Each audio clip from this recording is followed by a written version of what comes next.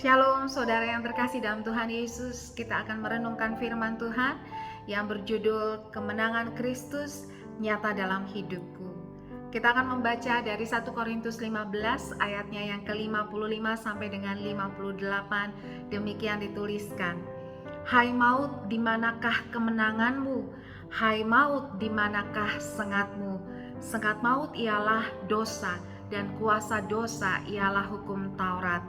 Tetapi syukur kepada Allah yang telah memberikan kepada kita kemenangan oleh Yesus Kristus Tuhan kita.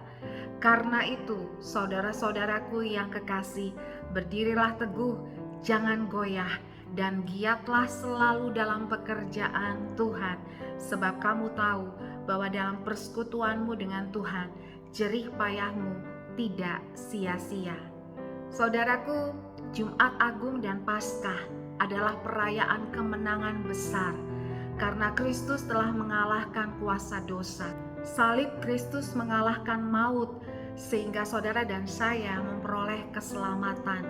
Tetapi ada banyak anak Tuhan yang memiliki Kristus namun tidak mengerti kemenangan yang diberikan di dalam hidupnya, sehingga kehidupannya seperti orang-orang yang terus kalah, orang-orang yang terus berbeban berat, orang-orang yang terus di dalam kekhawatiran dan ketakutan.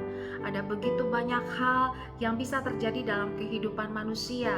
Banyak anak-anak Tuhan yang tidak mengerti bahwa kemenangan Kristus adalah kemenangan yang diberikan Allah juga bagi dirinya, bagi hidupnya. Karena itu saudaraku, penting untuk kita memaknai sungguh-sungguh kemenangan Kristus nyata dalam kehidupan kita, sehingga kita hidup dari kemenangan, tidak lagi hidup di dalam kekalahan, tidak lagi hidup di dalam beban yang berat. Kemenangan Kristus atas dosa itu berarti sudah memberikan satu jaminan bahwa tidak ada masalah yang tidak bisa diselesaikan oleh Tuhan kita dan bersama dengan Tuhan kita. Karena itu saudaraku, kemenangan Kristus di kayu salib kiranya membuat saudara dan saya semakin kokoh, semakin teguh berdiri, tidak goyah. Biarlah kemenangan itu menjadi keyakinan kita bahwa sekalipun ada masalah, ada tantangan, ada persoalan, ada banyak hal yang terjadi di dalam kehidupan kita, iman kita tidak goyah. Keyakinan kita sebagai jangkar yang teguh yang memegang kehidupan kita kuat-kuat, sehingga tidak ada ombak atau badai atau angin ribut sekalipun yang mampu menggoncangkan kehidupan kita. Dan pada akhirnya kemenangan itu membuat kita bergiat dalam segala yang kita kerjakan dan mengerjakannya seperti untuk Tuhan. Dimanapun kita ditempatkan, sebagai pekerja, sebagai pebisnis, sebagai pengusaha, kita berada di marketplace untuk menjadi pemenang, untuk menjadi orang-orang yang bekerja giat karena kemenangan yang sudah diberikan.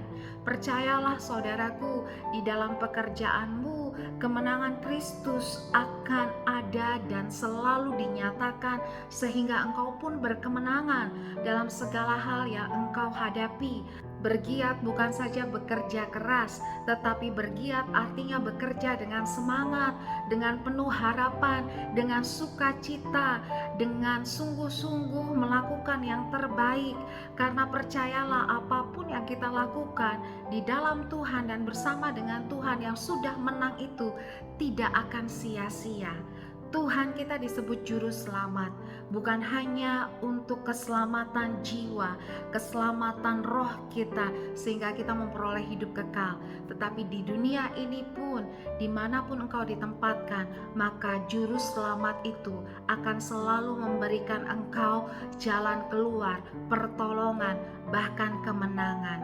Hari-hari ini mungkin engkau sedang menghadapi banyak masalah, banyak tantangan, banyak persoalan yang belum selesai. Tetapi ketahuilah, Tuhanmu adalah Tuhan yang menang. Karena itu teruslah berjuang, teruslah berusaha, karena pasti Tuhan akan membuka jalan bagimu. Dia selalu akan menyediakan pertolongan, Dia selalu akan membuka jalan. tetapi Dia ingin anak-anaknya mengerti bahwa kemenangan yang sudah Dia berikan haruslah menjadi pondasi dasar, sehingga ketika engkau bekerja dari kemenangan dan untuk kemenangan. Mari bangkit, bersukacita, bersemangat, dan mengerjakan pekerjaan kita dengan giat, karena pasti tidak akan pernah sia-sia apa yang kita lakukan bersama dengan Dia. Terus maju dalam Tuhan, berdiri teguh dan jangan goyah. Tuhan Yesus memberkati.